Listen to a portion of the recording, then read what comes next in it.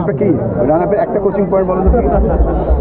প্রথমে smooth run up, তারপরে জোরে। না, রান আপের তোমাদের কোচটা বলছে যে আবার আরেকবার রিমাইন্ড করতেছে যে প্রথম ফাস্ট বোলিংয়ের 6টা ইয়ে আছে ফান্ডামেন্টাল। 1 নম্বর হচ্ছে রান আপ।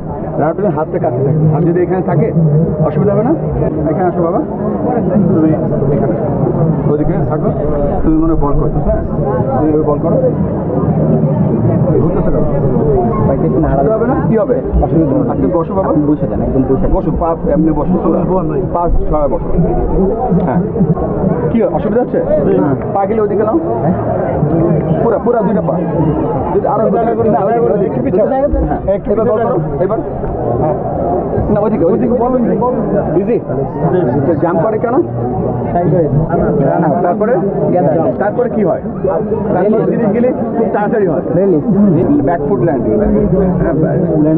ব্যাকফুট ল্যান্ডিংটা, তারপরে follow through, front foot landing, তারপরে রিলিজ, তারপরে ফলো থ্রু। কি হলো প্রথমে? কি রান আপ,